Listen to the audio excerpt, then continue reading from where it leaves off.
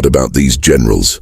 These are high-ranking officers in the Brazilian military, but they seem entirely ignorant when it comes to political science, particularly the concept of cultural warfare, a form of conflict that targets societal values and beliefs rather than traditional battlefields. They've demonstrated no understanding of these dynamics and have even contributed to Brazil's current political problems. Take the Escola Sem Partido, non-partisan school movement, as an example. This initiative aimed to remove ideological influence from Brazilian schools, specifically left-leaning ones. While it may sound good in theory, it became a disaster in practice because it failed to counteract existing ideologies effectively. What does it even mean for a school to be non-partisan? Schools always operate under some form of ideological influence, whether explicitly stated or not. The military in Brazil often claims to prefer neutrality in ideological matters. However, this neutrality ultimately works in favor of communists who are deeply ideological by nature and often proud of their stance. For instance, General Luiz Eduardo Ramos, a key figure in President Jair Bolsonaro's government, praised Aldo Rebelo, a prominent Brazilian politician associated with communist ideology and a former member of the São Paulo Forum. The São Paulo Forum is a coalition of leftist and socialist political parties and movements across Latin America, founded in 1990 to counter the effects of neoliberalism in the region. General Ramos essentially asserts that one can either support communism or remain ideologically neutral. But neutrality, in this case, gives an advantage to communism because it prevents active opposition. This so-called neutrality is a dangerous illusion. Ideology is unavoidable in politics, and you can only fight one ideology with another. Ideology is, after all, a collection of arguments supporting a particular political stance. People can oppose or support something for various reasons, sometimes even contradictory ones. For instance, someone might oppose communism because they are a Christian conservative, a liberal, a Jew, a Muslim, or even a fascist. These diverse perspectives enrich cultural debate, but in Brazil, such debate has all but disappeared. Today, there are only two options. Either you align with the São Paulo Forum, or you fail to oppose it effectively. The generals, trusted by many as protectors of Brazil, have failed to reveal this reality to the public. Instead of being saviors, they've become traitors, enabling the São Paulo Forum's agenda. Can't people see this? If the only options are supporting communism or staying neutral, then nobody is allowed to be truly anti-communist. Any anti-communist ideology is quickly labeled as fascist or criminal, and these generals are complicit in this framing. Take the Supreme Federal Court, STF, Brazil's highest judicial body. It has been accused of overstepping its boundaries and acting in politically biased ways. When the STF targeted General Augusto Heleno, many were outraged. But Heleno, like the other generals, deserves criticism. These generals empowered the STF by promoting this flawed neutrality, which silences anti-communists but leaves communists untouched. General Ramos, for example, calls Aldo Rebelo a great man. But when it comes to me, Olavo de Carvalho, I'm dismissed as an extremist. Then there's Caio Fabio, a controversial figure in Brazilian evangelical circles. Once a respected pastor, he has since become a divisive public commentator. Years ago, he spoke well of me when it suited him, but now he accuses me of creating fanatics to seize power. What power?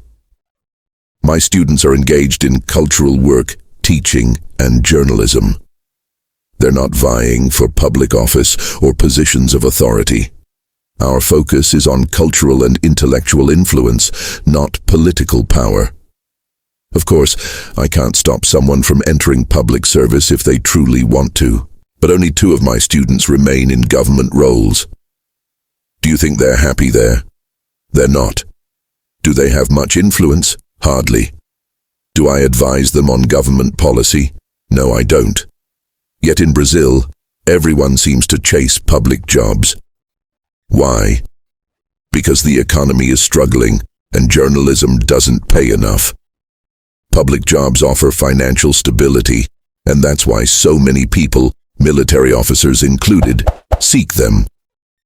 These officers, many of whom were appointed to key positions by President Jair Bolsonaro, are not ideologically committed.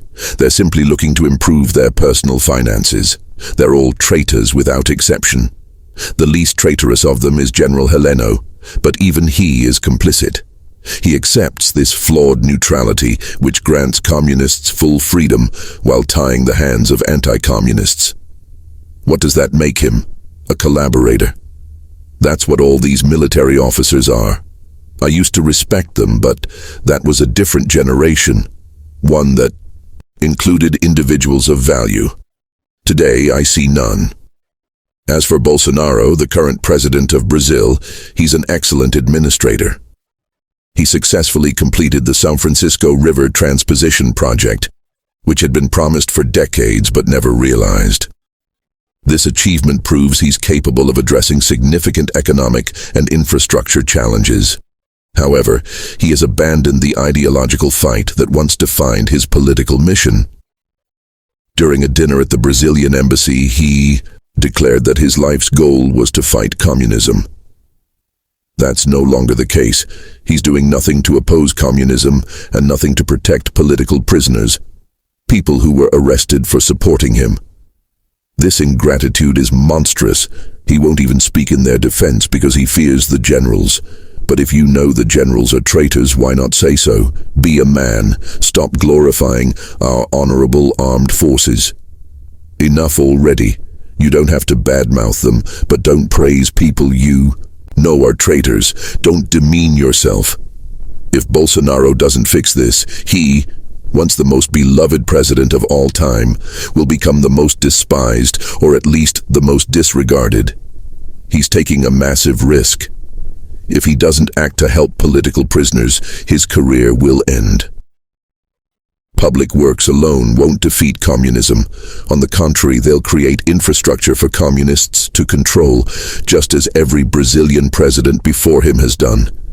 Every Brazilian president has followed the same pattern, building impressive public works only to hand over control to communists. Jânio Quadros, Juscelino Kubitschek, and even Getúlio Vargas did the same. Public works are not weapons in the ideological battle. They're neutral infrastructure projects that any regime, be it democratic, socialist, or fascist, requires. There's no system of governance that doesn't need roads, bridges, or public buildings. Public works do not determine who holds power. Consider Franklin D. Roosevelt in the United States, Joseph Stalin in the Soviet Union, and Adolf Hitler in Nazi Germany. All three oversaw massive public works programs, but these did not define their regimes ideologically. Infrastructure is neutral. It doesn't decide who controls a country. The real question lies in ideological dominance. Who holds power? That's the decisive factor. Take the São Francisco River Transposition project under Bolsonaro. Does it give him power? No. It simply provides a finished project for whoever holds political control to manage. The same thing happened when Juscelino Kubitschek, who served as Brazil's president from 1956 to 1961, built Brasília, the country's new capital. Who ended up controlling Brasília? The communists. Did Kubitschek intend this? No. But he lacked ideological awareness and inadvertently created the ideal communist capital. Brasília was designed to separate the government from the people. Ordinary citizens have no access to the central political hub. During Dilma Rousseff's presidency, 2011-2016, for instance, protests were confined to areas far from the government offices, often barricaded by walls and heavily guarded. Soldiers would stand around, sometimes engaging in absurdly ceremonial activities, effectively reducing themselves to symbols of submission rather than protectors of the nation. When I saw that, I thought, it's over. The Brazilian armed forces have sold out. To be clear, the military isn't communist, they're neutral. But their neutrality makes them complicit. They fear ideological warfare because they don't understand it. They don't understand it because they've never studied it. They lack intellectual depth, but are arrogant beyond measure. The military's criteria for intelligence are laughable. If someone graduates at the top of their class in a military academy, they're assumed to be a genius. But this isn't true. Take General Costa A. Silva, who served as Brazil's president from 1967 to 1969 during the military dictatorship. The entire country knew he was a fool, yet the military revered him because he had graduated first in his class. If you listened to Costa e Silva speak for 5 minutes, it was clear he was unfit to lead. This shows the vast difference between civilian and military standards for intelligence. True intellectual brilliance rarely aligns with academic excellence. Look at Albert Einstein, for example. He struggled in school and earned poor grades. Why? Because geniuses don't conform to rigid educational systems. They pursue ideas that go beyond what is taught. Einstein didn't learn the theory of relativity in school, it was something entirely his own. The same applies to great musicians. Many of the world's greatest composers were not standout students in conservatories or music schools.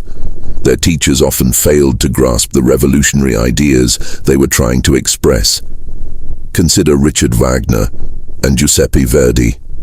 Both wanted to reinvent opera by creating what they called musical drama. Traditional opera consisted of separate musical segments interrupted by applause from the audience. Wagner and Verdi envisioned something different, a continuous narrative where music and story unfolded seamlessly, like a play or a novel. Their concept was groundbreaking, but it wasn't immediately understood or appreciated. It took years for audiences and critics to recognize their genius. This highlights an important truth. Formal education often fails to accommodate visionary ideas. School curricula are rigid and fail to measure true potential. Personally, I've always despised formal academic systems. I don't have a university diploma, nor do I want one. What I set out to achieve was beyond the scope of what any professor could teach, and I succeeded. I should be judged based on what I aim to accomplish, not on academic credentials. Many academics aren't striving for anything. They simply want a paycheck. Pragmatism versus positivism. Someone asked me about pragmatism in the context of the military. They claim to be pragmatic, but their actions suggest otherwise. True pragmatism involves judging actions based on results, not rigid adherence to outdated methods. Vladimir Putin, for instance, is a model of pragmatism. As the president of Russia, Putin adapts to circumstances and changes his strategies as needed. His approach is deeply pragmatic and dialectical, meaning he balances opposing forces and ideas to achieve his goals. Alexander Dugin, a Russian philosopher and geopolitical strategist closely associated with Putin, exemplifies this adaptability. Dugin doesn't follow rigid ideological formulas. Instead, he adjusts his tactics based on the situation. If Dugin came to Brazil, he'd outmaneuver our generals with ease. They wouldn't even realize what had happened until it was too late. Brazilian generals, by contrast, are stuck in a rigid, outdated mindset. They confuse pragmatism with positivism, a philosophical approach, emphasizing empirical data and technical solutions while ignoring broader ideological and cultural contexts.